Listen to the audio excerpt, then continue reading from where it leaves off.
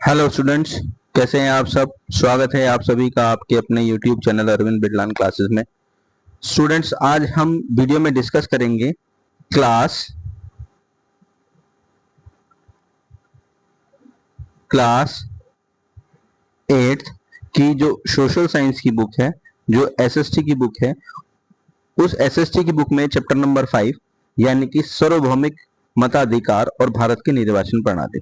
ठीक है, तो आज हम इस वीडियो में सार्वभौमिक मताधिकार और भारत की निर्वाचन प्रणाली को समझेंगे। सार्वभौमिक मताधिकार का क्या मतलब होता है, भारत में निर्वाचन प्रणाली कैसे काम करती है, चुनाव आयोग क्या है, ठीक है, और जो भारत में चुनाव होते हैं, चाहे वो राष्ट्रपति के हों या उपराष्ट्रपति के हों, उन्हें किस तरीके से किया जाता है, किस तरीके से चुनाव होते हैं।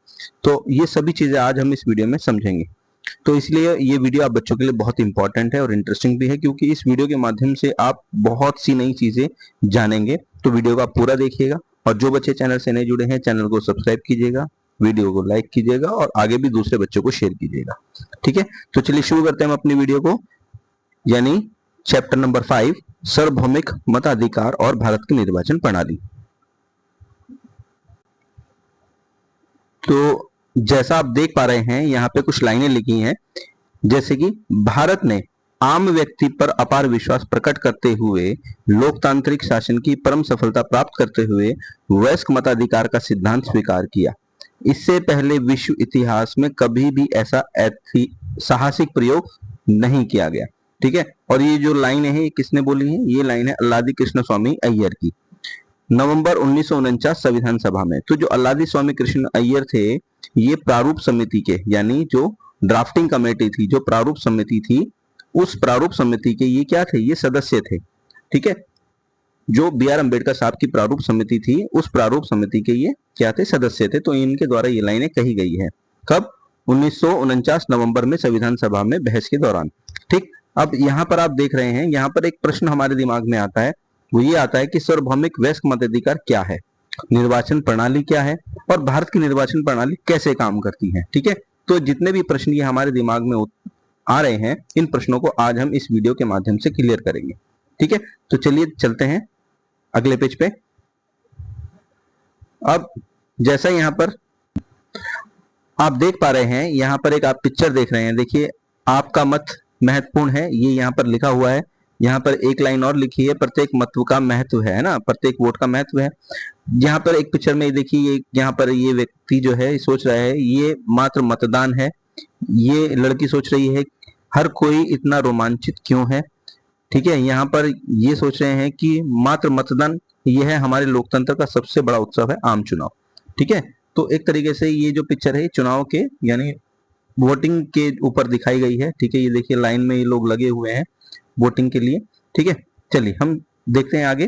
तो देखिए जैसे यहाँ पर लिखा हुआ है कि मताधिकार यानी फ्रेंचाइज संविधान या सरकार द्वारा प्रदान किया गया अधिकार, अंग्रेजी में अन्य शब्द सफ्रेज, जो फ्रेंचाइज का पर्यायवाची है। ठीक है, तो सार्वभौमिक जो वयस्क मताधिकार है, संविधान निर्माताओं ने आरंभ से ही निश्चय कर लिया था कि वयस्क मताधिकार यानी फ्रेंचाइज भारतीय लोकतंत्र की एक विशेषता होगी।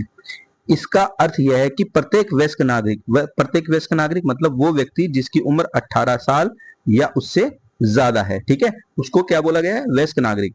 तो भारत में प्रत्येक वयस्क नागरिक को एक मत देने का अधिकार है और सभी मतों का समान मूल्य है। इस प्रकार जाति, मत, नस्ल, धर्म, लिंग, शिक्षा, आय आदि का भेदभाव किए बिना 18 वर्ष से अधिक आयु का प्रत्येक भारतीय नागरिक मत देने का अधिकार जो है वो रखता है। इसे बोला गया है सार्वभौम शब्द जो है, इसी जो लाइन को क्या बोला गया है, सार्वभौम शब्द का अर्थ यही है। ठीक है, कि 18 साल से ऊपर का अगर कोई भी भारत का नागरिक है, चाहे वो किसी भी धर्म का हो, किसी भी जात का हो, किसी भी नस्ल का हो, कोई भी, चाहे वो महिला हो, पुरुष हो, ठीक है, चाहे वो अमीर हो, गरीब हो, तो ऐसा व्यक्ति जिसकी उम्र 18 साल या उससे ज्यादा है, तो उसको वोट डालने का अधिकार है, बशर्त वो भारत का नागरिक होना चाहिए। इसको बोला गया है सार्वभौमिक। ठीक है, यही शब्द कहलाता है सार्वभौमिक। ठीक, तो देखिए यहाँ पर एक लिखा हुआ है कुछ, इसको देखते हैं। तो भारत ने 1988 में मतदान की आयु 21 वर्ष से घटाकर 18 वर्ष कर दी। ठीक है। तो देखिए ये जो 1988 में ये जो निर्णय लिया गया था कि 21 साल से जो वोट डालने की जो उम्र थी पहले वो 21 साल थी, जिसे घटा के 18 साल कर दिया था। तो ये एक हमारे संविधान में संशोधन था, जिसे हमने बोला 61वां संविधान संशोधन। ठीक है, 61वां संविधान संशोधन जो कब होता है, साल 1988 में। ठीक है, और इसमें हमने जो हमारी जो एज थी वोटिंग करने की वो 21 साल से घटाकर 18 साल कर दी गई, और आज भी 18 साल और इससे अधिक उम्र के व्यक्ति ही वोट डालते हैं। ठीक है, तो ये हमें पता होना चाहिए। आगे देखिए कि आगे क्या कहा गया है, कहता है सार्वभौमिक मताधिकार भारतीय लोकतंत्र की आधारशिला है। ठीक है, लोकसभा प्रत्येक राज्य एवं केंद्र शासित प्रदेश की विधानसभा और गांव एवं शहरों में स्थानीय चुनाव सार्वभौमिक मताधिकार पर आधारित होते हैं। ठीक है, और ये जो सार्वभौमिक मताधिकार का जो ये राइट है ये किस में आता है, ये भारतीय संविधान के अनुच्छेद 326 में आता है। ठीक है, तो अनुच्छेद 324 से लेकर अनुच्छेद 329 तक जो है इसमें किसकी बारे में बात की गई, इसमें चुनाव आयोग की बात की गई। किसकी, चुनाव आयोग की। ये चुनाव आयोग की बात करता है। ठीक है, तो इसी में ही 326 जो है ये सार्वभौमिक मताधिकार के बारे में बताता है। ठीक, याद रखें कोई भी व्यक्ति अन्य व्यक्तियों की ओर से मतदान नहीं कर सकता। जिस व्यक्ति का मत है, जिस व्यक्ति का वोटर आईडी कार्ड है, केवल वही व्यक्ति वोट कर सकता है, उसकी जगह कोई दूसरा व्यक्ति वोट नहीं कर सकता। ठीक है, तो देखिए आगे क्या लिखा हुआ है कहते क्या आप गणना कर सकते हैं, क्या आप गणना कर सकते हैं कि आपको पहली बार मत देने के लिए कितने समय प्रतीक्षा करनी होगी। नेक्स्ट, अपने मताधिकार का प्रयोग करने के लिए किसी मतदाता को अपने निर्वाचन क्षेत्र में पंजीकृत होना आवश्यक होता है। बिल्कुल सही बात है, जो भी मतदाता होता है जिसकी उम्र 18 साल या उससे ज्यादा की होती है तो उसका एक वोटर आईडी कार्ड जो है चुनाव आयोग द्वारा बनाया जाता है। ठीक है, यद्यपि गंभीर अपराध में दोषी पाए गए किसी संबंधित व्यक्ति को मतदान देने से रोका जाता है। ठीक है, और अगर कोई व्यक्ति किसी अपराध में दोषी है, कोई सजा काट रहा है, तो उसे वोट देने से रोका जाता है। ठीक है, तो ये चीजें हमें पता होनी चाहिए। चलिए आगे देखते हैं, आगे देखिए क्या बताया गया है। कहता है क्या आपको याद है, क्या आपको याद है कि भारत में 2024 की गर्मी में आम चुनाव हुए थे। लगभग 98 करोड़ मतदाता लोकसभा के 543 निर्वाचन क्षेत्रों में मतदान करने के पात्र थे। तो देखिए सबसे पहले हमें यहाँ पर पता लगता है कि लोकसभा में जो सीट है वो 543 सीट है। ठीक है, और 2024 में जो लोकसभा के चुनाव हुए थे उसमें 98 करोड़ जो मतदाता थे वो वोट देने के लिए जो थे वो क्या थे, योग्य थे। ठीक है, आगे देखिए भारत में 2,50,000 से अधिक स्थानीय निकायों में 31 लाख निर्वाचित प्रतिनिधि हैं, इसमें 13 लाख महिलाएं हैं। ये सभी सार्वभौमिक वयस्क मताधिकार के माध्यम से निर्वाचित होते हैं। ठीक है, तो इससे हमें पता लगता है कि सार्वभौमिक वयस्क मताधिकार वो अधिकार होता है जिसमें अगर 18 साल या उससे ऊपर की एज का व्यक्ति, चाहे वो किसी भी धर्म का हो, किसी भी जात का हो, चाहे वो महिला हो, पुरुष हो, अमीर हो, गरीब हो, उसको भारत में वोट देने का अधिकार है अगर वो भारत का नागरिक है तो। ठीक, तो यहाँ पे देखिए निर्वाचन क्षेत्र की बात की गई है, तो वह क्षेत्र जिसके मतदाता किसी विधायी निकाय के लिए प्रतिनिधि चुनते हैं ना, वो क्षेत्र निर्वाचन क्षेत्र कहलाता है। इस विशाल कार्य का प्रबंध निष्पक्ष और स्वतंत्र ढंग से सुनिश्चित करने के लिए एक व्यापक और सुव्यवस्थित प्रणाली का होना आवश्यक है। हम इस अध्याय में जानेंगे कि कौन मत देता मतलब दे सकता है, चुनाव कितने प्रकार के होते हैं, निर्वाचन प्रणाली क्या है और ये कैसे कार्य करती है। ठीक है, ये हम इस अध्याय में जानेंगे। ठीक है, तो आगे देखिए यहां पर देखिए क्या कहा गया कि स्वतंत्रता से पहले मात्र 13% भारतीयों को मत देने का अधिकार था। तो जब आजादी से पहले केवल 13% लोग ही जो है वोट डालते थे, बाकी और मताधिकार सार्वभौमिक नहीं था। हम पाठ्य पुस्तक के अन्य भाग में इसके बारे में पढ़ेंगे। भारत विश्व में बहुत पहले महिलाओं को मत का अधिकार देने प्रदान करने वाला आरंभिक देशों में से एक था। स्विट्जरलैंड में महिलाओं को मत देने का जो अधिकार था वो 1971 में दिया गया। महिलाओं ने अनेक देशों में इस मूल अधिकार को पाने के लिए लंबी और कठिन लड़ाइयां लड़ी। बिल्कुल सही बात है, देखिए यहाँ आप देख रहे हैं संयुक्त राज्य अमेरिका में महिलाओं को एक जो है ये मार्च निकाला जा रहा है जिसमें महिलाओं की मांग है कि उनको जो है वोटिंग का राइट मिलना चाहिए। तो भारत ऐसे देश में शामिल है जिन्होंने सबसे पहले महिलाओं को वोट देने का अधिकार दिया था। तो ये पिक्चर जो है यूएस की, अमेरिका की है, जहां पर महिलाएं जो है ये अपने मत के अधिकार की मांग के लिए जो है वो परेड कर रही हैं। ठीक, चलिए देखिए आगे क्या कहता है। इसके विपरीत प्रगतिशील संवैधानिक दृष्टि और देश की प्राचीन परंपराओं में निहित लोकतांत्रिक मूल्य के अनुसार स्वतंत्र भारत में महिलाओं को आरंभ से ही मताधिकार सुनिश्चित किया गया था। मतलब कि जब भारत आजाद हो गया था तो आजादी के बाद से ही महिलाओं को भारत में वोट डालने का अधिकार मिल गया था। ठीक है, चलिए अब आगे देखते हैं। चलिए आगे देखिए, यहां पर बताया गया है कि भारत एक विशाल, विविध और जटिल देश है। भारत में मतदाताओं की संख्या यूनाइटेड किंगडम यानी इंग्लैंड की तुलना में 15 गुना है। क्षेत्रफल की दृष्टि से भारत फ्रांस की तुलना में 6 गुना बड़ा है। भारत की भौगोलिक विविधता भी एक चुनौती है। इस प्रकार इस जटिलता को ध्यान में रखते हुए भारत में चुनाव व्यवस्था आवश्यक है। भारत निर्वाचन आयोग मतलब ECI, election commission of India यानी भारतीय निर्वाचन आयोग, जिसे हम चुनाव आयोग भी बोलते हैं, देश में चुनाव आयोजित कराता है। हम इस अध्याय में ECI के कार्यों के बारे में अधिक जानेंगे। ठीक है, चुनाव आयोग यानी ECI ने मताधिकार संबंधी बाधाएं हटाने और प्रत्येक मतदाता की भागीदारी सुनिश्चित करने के लिए अनेक उपाय किए हैं। निर्वाचन अधिकारी ये सुनिश्चित करने के लिए दूर दूर तक जाते हैं कि प्रत्येक नागरिक अपने लोकतांत्रिक अधिकार का उपयोग करे। ठीक है, वर्ष 2024 में पहले बार एक वृद्ध और दिव्यांग व्यक्तियों के लिए घर से मतदान कराने और मतदाताओं के एक विशेष वर्ग के लिए डाक से मतदान कराने का विकल्प उपलब्ध कराया गया था। तो जो 2024 में जो इलेक्शन हुए थे बच्चों, वो लोकसभा के इलेक्शन हुए थे, है ना, और ये जो इलेक्शन थे ये 18वीं लोकसभा के चुनाव थे। ठीक है, और आपको पता होगा कि हमारे देश में जो इलेक्शन होते हैं, चाहे वो लोकसभा के हो, चाहे वो विधानसभा के हो, या वो नगर निगम के हो, पंचायत के हो, इनका टाइम पीरियड 5 साल का होता है। ठीक है, तो 5 साल के लिए जो है चुनाव हमारे देश में होते हैं। तो 2024 में कुछ ऐसी सुविधाएं दिव्यांग व्यक्तियों को और जो वृद्ध थे उनको कराई गई कि उन्हें घर से मतदान की सुविधा दी गई। सहायता के लिए बेल सक्षम मतपत्र और ऐप आधारित अनुरोधों को संभव बनाया गया, जिसमें पहिया, कुर्सियां और रैंप्स की व्यवस्था सम्मिलित थी। ठीक, चलिए आगे देखते हैं। अब देखिए यहां पर आप देख रहे हैं, ठीक है, ये देखिए इंटरनेट, यहां पर देखिए यदि आपके पास इंटरनेट है तो आप ECI की वेबसाइट देखें। ECI द्वारा दिव्यांगों के मताधिकार सहायता के जो विभिन्न उपाय किए गए हैं उन्हें पढ़े और उनकी पहचान करें। ठीक है, तो इलेक्शन कमीशन ऑफ इंडिया, यहाँ पर देखिए उसकी वेबसाइट है, ये इलेक्शन कमीशन ऑफ इंडिया की। ठीक है, तो आप यहाँ पर जाकर देख सकते हैं। ठीक, चलिए अब यहाँ पर एक आप फोटो देख रहे हैं, तो यहाँ आप जो फोटो देख रहे हैं देखिए, इनमें आप देख रहे हैं कि किस तरीके से बुजुर्ग व्यक्ति जो है वोट डाल रहे हैं। ये वोट डालने के रिक्शे से जो है जा रहे हैं, और ये देखिए एक दिव्यांग व्यक्ति है जो व्हील चेयर पर जाकर जो है वोट डाल रहे हैं। ठीक है, तो इस तरीके से यहाँ पर लोगों में एक उत्साह है वोटिंग का, एक तरीके से इस उत्सव में वो भाग ले रहे हैं। ठीक है, यहाँ पर ये देखिए इस तरीके से ये मशीन, इधर ये मशीन लगी हुई है और चुपचाप से ये गुप्त मतदान प्रणाली के माध्यम से जो है ये वोट डाल रहे हैं ताकि किसी को पता ना लगे ना। तो ये देख सकते हैं आप इस तरीके से। देखिए यहाँ पर पहले बैलेट सिस्टम चलता था, बैलेट पेपर पे इस तरीके से एक मतदान पेटी होती थी जिसमें लोग जो है वोट डालते थे और अपनी पर्ची इसमें डाल देते थे। ठीक है, तो इस तरीके से इलेक्शन जो है हुआ करते थे, तो लोग इसमें भाग लेते थे। ठीक, चलिए तो आगे देखते हैं।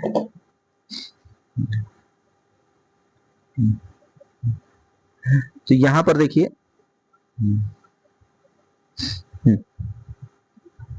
तो यहाँ बताया गया है लगभग 34% मतदाताओं ने 2024 के चुनाव में मताधिकार का प्रयोग नहीं किया। आपके विचार में ऐसा क्यों? लोग अपने अधिकारों का उपयोग करने में किन किन चुनौतियों का सामना करते हैं? इन प्रश्नों के उत्तर के लिए अपने परिवार और पड़ोस में बड़ों के साथ एक लघु सर्वेक्षण करें। ठीक है, तो 2024 में ऐसा आंकड़ा सामने आया है कि 34% मतदाता ऐसे थे जिन्होंने वोट किया ही नहीं था। ठीक है, तो हमें कोशिश करनी चाहिए कि हमें चुनाव में जो है वोट डालना चाहिए ताकि हम एक अच्छी सरकार को चुन सके जो हमारे लिए जो है अच्छे कानून बना सके और हमें सुविधाएं दे सके। ठीक, अब यहाँ देखिए, यहाँ पर एक क्लास में चुनाव चल रहा है ना, कक्षा प्रतिनिधि का चुनाव, कक्षा 8 सूर्योदय विद्यालय। यह कक्षा प्रतिनिधि के वार्षिक चुनाव का समय था। कक्षा प्रतिनिधि शिक्षकों के साथ बैठक समारोह के आयोजन और विद्यार्थी एवं विद्यालयों के अधिकारियों के बीच एक कड़ी के रूप में कार्य करने के लिए कक्षा के प्रतिनिधित्व करेगा। 3 विद्यार्थी अहमद, गुरमत और रवि ने इस पद के लिए चुनाव लड़ने का निश्चय किया।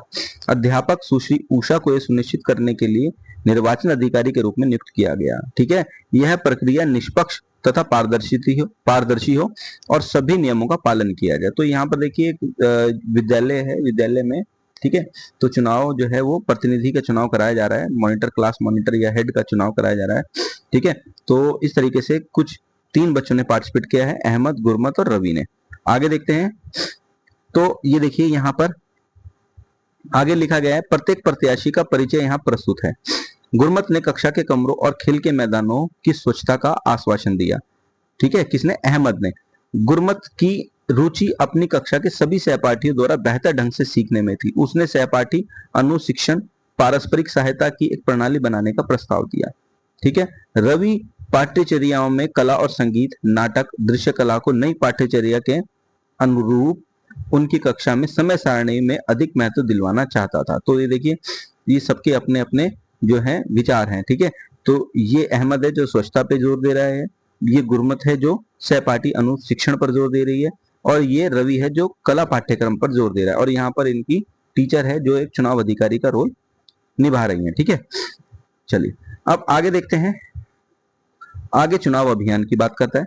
अपने पक्ष में अहमद ने पोस्टर लगाए, गुरमत ने सूचना पट का उपयोग किया और सहपाठियों के साथ बातचीत की, जबकि रवि ने दोपहर के भोजन के समय संगीत प्रस्तुति आयोजित की। निर्वाचन अधिकारी के रूप में सुश्री उषा ने चुनाव आयोजित करवाया और सुनिश्चित किया कि वह निष्पक्ष ढंग से संचालित हो। उन्होंने कक्षा के नियम के बारे में प्रत्येक विद्यार्थी को समझाया कि गुप्त मतदान की प्रक्रिया क्या होती है, जिससे कोई यह जान ना पाए कि किसने आप अपना मत किसे दिया। इससे यह प्रक्रिया गोपनीय और निष्पक्ष बनी रहती है। ठीक है, तो एक गुप्त मतदान होता है जिसमें हमें यह पता नहीं लग पाता कि कौन व्यक्ति किसको वोट दे रहा है, इसको बोलते हैं गुप्त मतदान। ठीक है, उन्होंने कक्षा के कोने में मतदान केंद्र स्थापित किया। ठीक, चलिए अब आगे आता है मतदान का दिन। तो यहाँ पर देखिए कि चुनाव के दिन, इसको थोड़ा, तो यहाँ पर देखिए कहते चुनाव के दिन प्रत्येक विद्यार्थी को एक मत पत्र दिया जिसमें 3 प्रत्याशियों के नाम थे। उन्हें कहा गया कि जिस प्रत्याशी को मत देना चाहते हैं उनके नाम के आगे एक्स का चिन्ह लगाएं। ठीक है, इस तरीके से एक्स का चिन्ह लगाएं। सुश्री उषा ने ये सुनिश्चित किया कि नेहा के लिए ब्रेल लिपि का एक मत पत्र है ना। ब्रेल लिपि मतलब वो बच्चे जो दृष्टिबाधित होते हैं उनके लिए ब्रेल लिपि का इस्तेमाल किया जाता है। तो एक बच्ची है नेहा क्लास में जिसके लिए ब्रेल लिपि का मतपत्र दिया गया। सभी विद्यार्थियों द्वारा मतदान करने के बाद सुश्री उषा ने मतपेटी से मतपत्र एकत्रित किया और गणना से पहले तक सीलबंद उसे कर दिया। ठीक है, तो वोटिंग हो गई और जिसने वोट किया उनके वोटों को जो है मतपत्रों को इसमें बैलेट में डाला गया। ठीक, अब आगे देखिए, आगे परिणाम आते हैं। तो अंत तक 33% वोट डले। सुश्री उषा ने समीपस्थ कक्षा से सुश्री शीबा को गणना प्रक्रिया का साक्षी बनाने के लिए बुलाया। 3 मतपत्रों पर चिन्ह अंकित नहीं थे, मतलब 3 जो मतदान ऐसे थे जिस पर एक्स का निशान नहीं था, इसीलिए उन्हें अवैध घोषित किया गया। चुनाव परिणाम घोषित किए गए। अहमद को 8, गुरमत को 12 और रवि को 10 मत मिले। सर्वाधिक मत पाने वाली गुरमत को कक्षा का नई प्रतिनिधि घोषित किया गया। तो इसका मतलब ये हुआ कि गुरमत को सबसे ज्यादा वोट मिले और वो कक्षा की जो है नई प्रतिनिधि घोषित कर दी गई। उसने अपने सहपाठियों का धन्यवाद किया और अपना वचन पूरा करने का आश्वासन दिया। अहमद और रवि ने भी गुरमत को बधाई दी और उसे समर्थन प्रदान किया। ठीक है, तो इस तरीके से कक्षा में जो है चुनाव कराया गया। जैसे कक्षा में चुनाव होता है ठीक उसी तरीके से देश में भी चुनाव कराए जाते हैं। ठीक है, अब आगे देखिए, आगे कहता है कल्पना कीजिए यदि कोई विद्यार्थी अहमद, गुरमत और रवि में से किसी भी प्रत्याशी को मत देने का इच्छुक ना होता तो उसके पास क्या विकल्प होता। भारत सहित कुछ देश जो है नोटा मतलब NOTA, none of the above अर्थात उपरोक्त में से कोई नहीं को एक अतिरिक्त विकल्प के रूप में जो है प्रदान करते हैं। यदि किसी मतदाता किसी प्रत्याशी से संतुष्ट नहीं है तब उसके पास सभी प्रत्याशियों को अस्वीकृत करने के लिए एक अतिरिक्त विकल्प होता है। ठीक है, इससे परिणामों में परिवर्तन नहीं होता, किंतु ये संदेश मिलता है कि मतदाता जो है वो बेहतर विकल्प चाहते हैं और नोटा लोकतंत्र में एक मौन किंतु शक्तिशाली साधन है। ठीक है, तो एक जो बटन होता है वो होता है नोटा का। ठीक है, नोटा मतलब नॉट ऑफ द एबव, है ना, कि अगर कोई भी मतदान करने वाला, कोई भी वोट डालने वाला व्यक्ति, ऊपर जितने भी प्रतिनिधि हैं वोट डालने, जिनको वोट डालने जा रहा है, अगर वो व्यक्ति उनसे संतुष्ट नहीं है तो वो एक अन्य विकल्प नोटा को दबा देता है। ठीक है, ठीक है, जिससे कि उसका मत जो है यहाँ नोटा पर चला जाता है, कि जिसका मतलब ये होता है कि वो ऊपर के किसी भी जो प्रत्याशी उनसे संतुष्ट नहीं है। ठीक है, इसे बोलते हैं नोटा। चलिए अब आगे बात करते हैं हम। देखिए आगे यहाँ पे सबसे इंपॉर्टेंट है भारत निर्वाचन आयोग, ईसीआई की भूमिका। ठीक है, तो निर्वाचन आयोग जो है ये हमारे देश में चुनाव कराने की सबसे बड़ी जिम्मेदारी निर्वाचन आयोग की, यानी भारत निर्वाचन आयोग की होती है। ठीक है, तो हमारे देश के आकार और विविधता की चुनावी प्रक्रिया के आयोजन में ध्यान रखना आवश्यक है। यहाँ हम चुनाव के उन विभिन्न प्रकारों पर दृष्टि डालेंगे जिसका आयोजन और पर्यवेक्षण भारत निर्वाचन आयोग करता है। ठीक है, तो भारत निर्वाचन आयोग जो है बच्चों, ये हमारे संविधान के भाग 15 में, हमारे संविधान के भाग 15 में आता है। ठीक है, किसमें? भाग 15 में आता है। और अनुच्छेद 324, अनुच्छेद 324 से लेकर 329 तक, ठीक है, 324 से लेकर अनुच्छेद 329 तक चुनाव आयोग के बारे में जो है ये अनुच्छेद में बताया गया है। ठीक है, चलिए अब आगे लिखता है कि भारत एक सांसदीय लोकतंत्र है जहां नागरिक राष्ट्रीय स्तर पर लोकसभा संसद के निम्न सदन, है ना, लोकसभा को क्या बोला गया? निम्न सदन के लिए प्रतिनिधियों को चुनते हैं। यह संपूर्ण देश को प्रभावित करने वाली समस्याओं पर विचार करती है।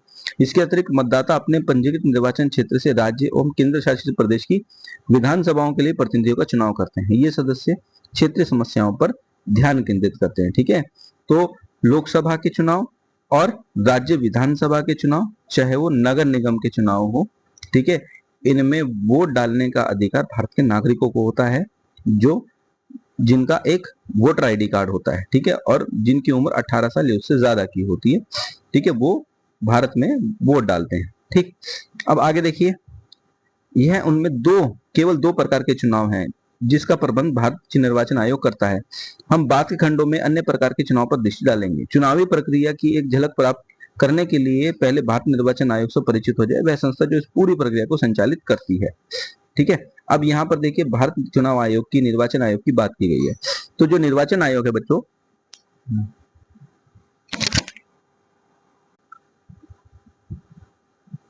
आगे हम बात करते हैं। देखिए अगर लोकसभा की टोटल सीट 543 है, तो इस 543 सीटों में जो 84 सीटें हैं लोकसभा की, वो अनुसूचित जाति के लोगों को, यानी एससी लोगों के लिए आरक्षित है।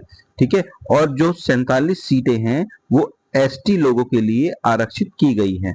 ठीक है, तो आपको ये पता होना चाहिए कि 84 सीटें लोकसभा में अनुसूचित जाति यानी एससी लोगों के लिए और 47 सीटें एसटी लोगों के लिए आरक्षित की गई है। ठीक, तो यहाँ आप देख सकते हैं, यानी ये टोटल जो है, अगर इनको करें 412, 84 और 47, तो टोटल आता है 543 सीटें, जिसमें से एससी के लिए 84 सीटें, एसटी के लिए 47 सीटें और 412 सीटें जो है वो सामान्य वर्ग के लिए जो है वो रखी गई हैं।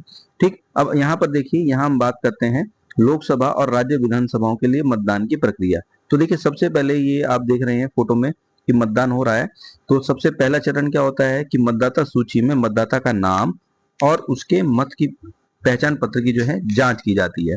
दूसरे स्तर पर मतदान अधिकारी मतदाता की उंगली पर शाही लगाता है और उसे पर्ची देकर उसका हस्ताक्षर लेता है। ठीक है, तीसरे चरण में मतदान अधिकारी पर्ची लेता है और मतदाता की उंगली की जांच करता है। पर्ची में नोटा का विकल्प भी उपलब्ध रहता है। और चौथी सूची में इलेक्ट्रॉनिक मतदान मशीन यानी ईवीएम पर मतदान करने हेतु मतदाता बटन दबाते हैं, एक बीप की ध्वनि सुनाई देती है, वह वीवीपैट में छपी हुई पर्ची को देखता है। ठीक है, तो इस तरीके से 4 स्टेप होते हैं जिसमें कोई भी वोटर जो है जब वोट डालने जाता है तो इन्हीं 4 स्टेप से उसको गुजरना पड़ता है। ठीक, अब यहाँ देखिए, यहाँ पर एक फोटो आप देख रहे हैं, सबसे बुजुर्ग व्यक्ति हैं। तो 2017 के चुनाव में इन्होंने जो है अपनी आयु 100 वर्ष पूरी की और 100 वर्ष की आयु में इन्होंने अपना वोट जो है वो दिया था। ठीक, चलिए आगे देखते हैं। अब यहाँ पर आप देख रहे हैं, यहाँ पर ईवीएम है ना, यानी कि इलेक्ट्रॉनिक वोटिंग मशीन है, जिसमें आज वर्तमान समय में जो है इसी ईवीएम पर बटन दबाकर जो है चुनाव लोग में जो है अपना वोट देते हैं। और ठीक है, और ये एक वीवीपैट जो है मशीन है, जहां से जिस पे भी हम बटन दबाएंगे तो यहाँ से एक पर्ची निकलती है और उस पर्ची में लिखा होता है कि मतदाता ने किस व्यक्ति को वोट दिया है, वो किस पार्टी से। ठीक है, तो ये इलेक्ट्रॉनिक वोटिंग मशीन बोलते हैं, जिसे ईवीएम कहा जाता है, और ये वाली मशीन जो है इसको हम बोलते हैं वीवीपैट। ठीक, चलिए आगे देखते हैं। अब यहाँ बात की गई है आदर्श आचार संहिता की। आदर्श आचार संहिता का पालन स्वतंत्र और निष्पक्ष चुनाव सुनिश्चित कराने के लिए किया जाता है। नेताओं, राजनीतिक दलों, उम्मीदवारों को क्या करना है और क्या नहीं करना है, इसकी स्पष्ट सूची रहती है, जिसका अनुसरण सभी को करना होता है। तो देखिए, जो आदर्श आचार संहिता है, ये चुनाव आयोग मतलब इलेक्शन कमीशन ऑफ इंडिया जो है, ये आचार संहिता, जो आदर्श आचार संहिता है, ये चुनाव के दौरान लागू करता है, ताकि उम्मीदवारों को ये पता रहे कि उन्हें क्या करना है और क्या नहीं करना। ठीक है, चलिए देखिए, जैसे इसमें कुछ इसके तत्व होते हैं आदर्श आचार संहिता के। अगर हम बात करें तो इसके कुछ तत्व है, जैसे आदर्श आचार संहिता का पालन स्वतंत्र और निष्पक्ष। यहाँ पर ही देखिए कि आदर्श आचार संहिता, इसमें सरकार में रहते हुए किसी भी राजनीतिक दल के लिए कुछ नियमों का पालन अनिवार्य होता है। इसका उद्देश्य यह सुनिश्चित करना है कि चुनाव के दौरान सरकार द्वारा उपलब्ध संसाधनों का उपयोग चुनावी लाभ प्राप्त करने के लिए ना किया जाए। उदाहरण के लिए, चुनाव के दौरान ऐसी कोई नई योजना और परियोजना घोषित नहीं की जा सकती जो मतदाताओं को प्रभावित करे। ठीक है, तो चुनाव के दौरान कोई भी सरकार कोई नई योजना, कोई नई परियोजना को घोषित नहीं कर सकती, उसकी घोषणा नहीं कर सकती, जिससे मतदाता जो है प्रभावित हो। ठीक, आगे कहता है कि सभी प्रत्याशियों से अपेक्षा की जाती है कि विवेक और संयम का परिचय दे, ताकि यह सुनिश्चित हो सके कि निर्वाचन शांतिपूर्ण संपन्न हो। ठीक है, तीसरा, मतदाताओं के वोट के बदले उपहार देकर प्रभावित करना एक दंडनीय है। ठीक है, तो मतदाताओं को वोट लेने के लिए, उनका वोट पाने के लिए अगर उनको कोई पैसा या कोई गिफ्ट दिया जाता है तो ये एक दंडनीय अपराध होता है। ठीक, चलिए अब यहाँ पर देखिए, आप एक पिक्चर देख रहे हैं। ठीक है, देखिए यहाँ पर क्या है, कुछ इस प्रकार की शिकायतें जिनका निवारण निर्वाचन आयोग करता है। देखिए यहाँ पर एक प्रत्याशी द्वारा महिला मतदाताओं को साड़ी और घरेलू उपकरण बांटे गए। ठीक है, तो इस तरीके का चुनाव में इस्तेमाल करना आदर्श आचार संहिता के खिलाफ होता है। ठीक है, तो यहाँ पर ये गलत है। एक दल के प्रत्याशी द्वारा विपक्षी दल के प्रत्याशी के विरुद्ध आपत्तिजनक भाषा का उपयोग किया गया। ठीक है, नेक्स्ट आगे देखिए, सरकारी अधिकारी सत्ता दल के लिए प्रचार करते हैं, तो ये भी गलत है। यहाँ पर कोई भी सरकारी अधिकारियों का इस्तेमाल जो है वो प्रचार के दौरान उनका इस्तेमाल नहीं किया जा सकता। ठीक है, तो ये भी गलत है। अब निरीक्षण के समय एक प्रत्याशी की कार से 500 रुपए के नोटों की गड्डियां मिली। ठीक है, तो ये जितनी भी बातें सामने आई, ये सभी आदर्श आचार संहिता के खिलाफ है। ठीक है, और आदर्श आचार संहिता का ये उल्लंघन होता है। ठीक है, चलिए अब यह देखिए, यहाँ पे लिखा गया है कि आदर्श आचार संहिता को सर्वप्रथम 1960 में केरल में अपनाया गया था, जिससे उस समय के प्रमुख राजनीतिक दलों के प्रतिनिधियों द्वारा स्वेच्छा से स्वीकार किया गया। भारत निर्वाचन आयोग ने 1962 के आम चुनाव के दौरान इस राजनीतिक दल के बीच प्रसारित किया गया और 1951 के से आयोग द्वारा इसका अनुपालन सुनिश्चित करने में जो है वो सक्रिय भूमिका निभाने लगा।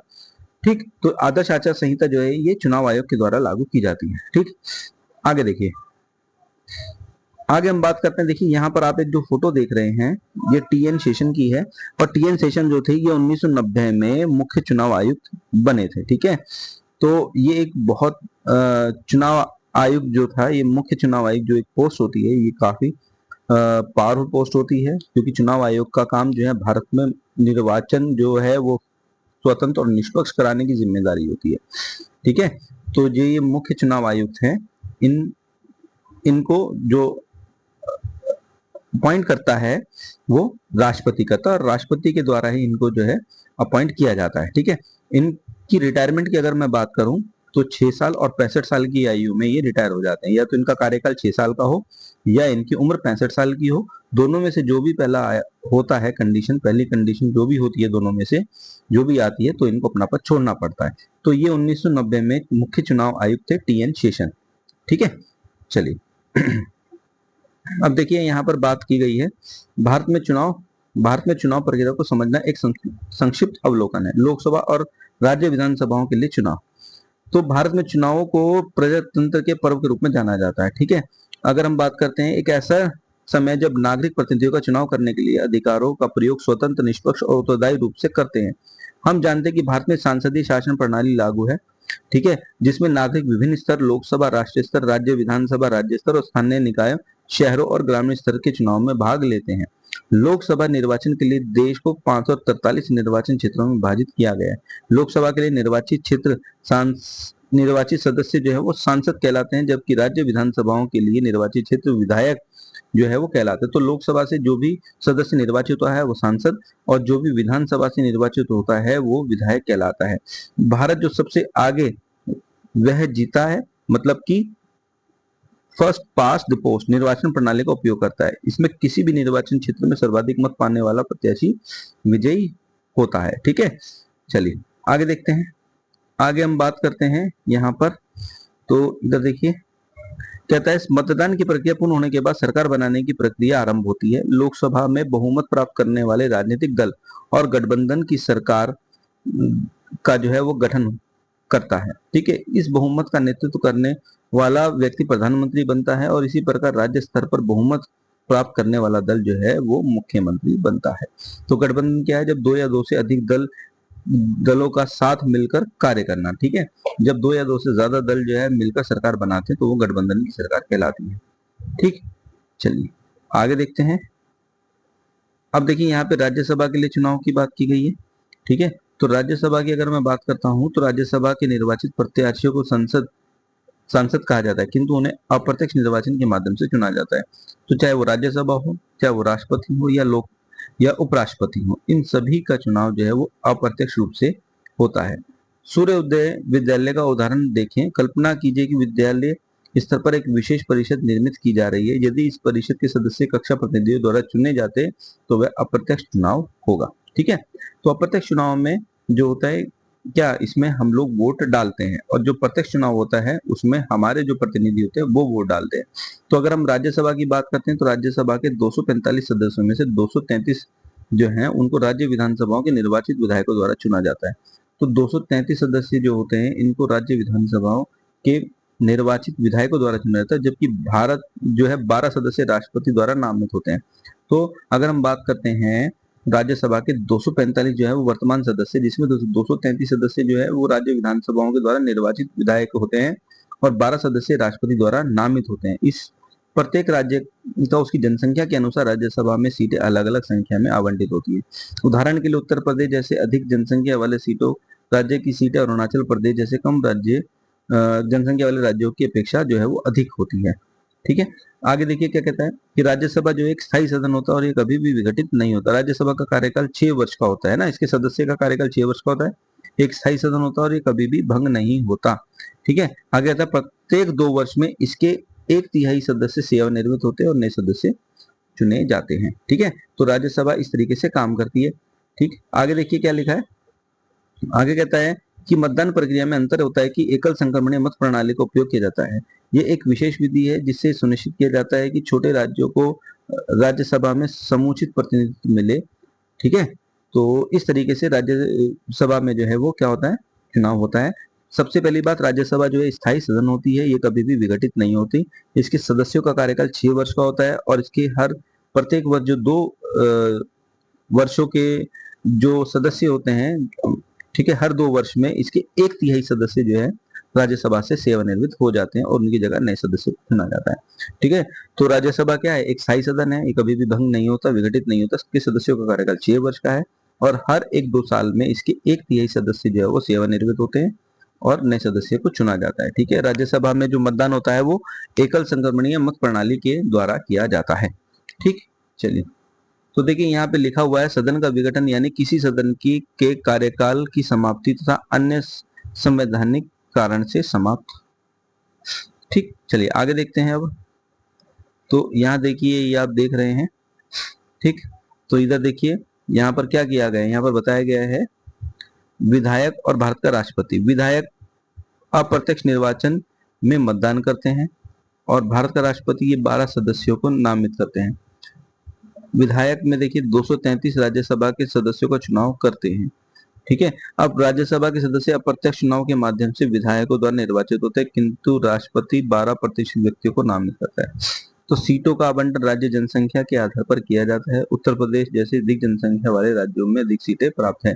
तो सीटों का आवंटन जो होता है बच्चों वो जनसंख्या के आधार पर किया जाता है। ठीक है, तो यहाँ देख सकते हैं आप, देखिए यहाँ पे लिखा हुआ है राज्यसभा एक स्थायी सदन है, इसके एक तिहाई सदस्य हर 2 वर्षों में सेवानिवृत्त होते हैं, जिससे इस कारण इसकी निरंतरता बनी रहती है। विधायक एकल संक्रमण नियामक प्रणाली का उपयोग करते हैं, मतदान करते हैं जिसमें वह प्रत्याशियों की वरीयता के अनुसार क्रम में देते हैं। ठीक, चलिए आगे देखते हैं। अब यहाँ पर आता है भारत के राष्ट्रपति का चुनाव। ठीक, तो देखिए भारत के राष्ट्रपति का चुनाव आम जनता द्वारा प्रत्यक्ष रूप से नहीं होता, अपितु एक निर्वाचक मंडल के गठन का चुनाव होता है। ठीक है, जिसमें सम्मिलित होते हैं कौन, सदन संसद के दोनों सदनों यानी लोकसभा और राज्यसभा के निर्वाचित सदस्य। ठीक है, लोकसभा और राज्यसभा के निर्वाचित सदस्य भारत के प्रत्येक राज्य तथा दिल्ली पांडिचेरी संघ शासित प्रदेशों की विधानसभा के निर्वाचित सदस्य। तो संसद और लोकसभा यानी लोकसभा और राज्यसभा के निर्वाचित सदस्य, राज्य विधानसभाओं के निर्वाचित सदस्य, दिल्ली और पांडिचेरी की विधानसभा के निर्वाचित सदस्य राष्ट्रपति के चुनाव में भाग लेते हैं। ठीक है, इस चुनाव में एकल संक्रमण नियामक प्रणाली का पालन किया जाता है, चूंकि राष्ट्रपति पूरे देश का प्रतिनिधित्व करता है, इसीलिए यह पद्धति केंद्र और राज्य दोनों सरकारों का सहयोग लेती है। मतदान और मतगणना के नियम बहुत विस्तृत होते हैं, अधिक जनसंख्या वाला राज्यों की भूमिका महत्वपूर्ण होती है। ठीक है, अब देखिए भारत के राष्ट्रपति के निर्वाचन में निम्नलिखित समूह जो है वो शामिल नहीं होते, जैसे राज्यसभा के मनोनीत सदस्य यानी 12 सदस्य, राज्य विधानसभाओं के मनोनीत सदस्य, द्विसदनीय विधानमंडलों में विधान परिषद के सदस्य निर्वाचित और मनोनीत दोनों, और केंद्र शासित प्रदेशों में दिल्ली और पांडिचेरी की विधानसभाओं के मनोनीत सदस्य। तो कहने का मतलब ये हुआ कि राष्ट्रपति के निर्वाचन में केवल और केवल निर्वाचित सदस्य ही भाग लेते हैं, चाहे वो राज्यसभा के निर्वाचित सदस्य हो, चाहे वो लोकसभा के निर्वाचित सदस्य हो, चाहे वो विधानसभाओं के निर्वाचित सदस्य हो, या दिल्ली पांडिचेरी की विधानसभाओं के निर्वाचित सदस्य हो। ठीक है, तो यही राष्ट्रपति के चुनाव में भाग लेते हैं। आगे देखिए, आगे क्या कहेगा, द्विसदनीय विधानमंडल। द्विसदनीय विधानमंडल वह प्रणाली है जिसमें विधायी निकायों को तो अलग अलग सदनों में विभाजित किया जाता है। ठीक है, तो एक जैसे अगर मैं द्विसदनीय विधानमंडल की बात करता हूं तो एक होता है विधानसभा, एक है विधान सभा, ठीक, और दूसरा होता है विधान परिषद, विधान परिषद। ठीक है बच्चों, तो एक है विधानसभा और दूसरा है विधान परिषद। ठीक, तो ये क्या है, ये द्विसदनीय विधानमंडल होता है। ठीक है, चलिए आगे देखते हैं। आगे देखिए, आगे बोला गया है उपराष्ट्रपति। उपराष्ट्रपति राज्यसभा का सभापति होता है। ठीक, ये राज्यसभा का क्या होता है, सभापति होता है। और यदि कोई ऐसी परिस्थितियां उत्पन्न होती है तो राष्ट्रपति अपने कर्तव्यों का निर्वहन नहीं कर सके तो उपराष्ट्रपति यह भूमिका निभाता है। कहने का मतलब ये हो गया कि यदि राष्ट्रपति बीमार है, राष्ट्रपति अपने पद पर नहीं है, तो उसके पद को कौन संचालित करता है, उपराष्ट्रपति। और उपराष्ट्रपति जो होता है बच्चों, ये राज्यसभा का निर्वाचित, जो राज्यसभा होती है उसका सभापति होता है। ठीक है, और जब भी राष्ट्रपति अपनी सीट पे नहीं होता, चाहे वो त्याग पत्र हो, चाहे वो राष्ट्रपति का बीमार हो, या राष्ट्रपति किसी अन्य कारणों से बिजी है जो कि उसकी सीट पे वो नहीं है, तो उपराष्ट्रपति राष्ट्रपति की सीट पर बैठता है और राष्ट्रपति के कार्यों को करता है। ठीक है, तो ये सारी चीजें चलती है हमारे देश में। ठीक है, आगे बात करते हैं हम भारत और चुनौतियां और आगे का मार्ग। ठीक है, तो अगर हम बात करें, देखिए भारत की निर्वाचन प्रणाली को विश्व के सबसे बड़े लोकतंत्र के रूप में मान्यता प्राप्त है, किंतु सभी प्रणालियों की तरह यह भी अपनी कुछ चुनौतियों का सामना करती है। चुनाव में धन का बढ़ता प्रभाव, आपराधिक पृष्ठभूमि वाले प्रत्याशियों की उल्लेखनीय संख्या, मतदाताओं की उदासीनता जैसी समस्याएं हमारे देश की लोकतांत्रिक स्थिति और भविष्य को लेकर काफी महत्वपूर्ण प्रश्न उठाती है।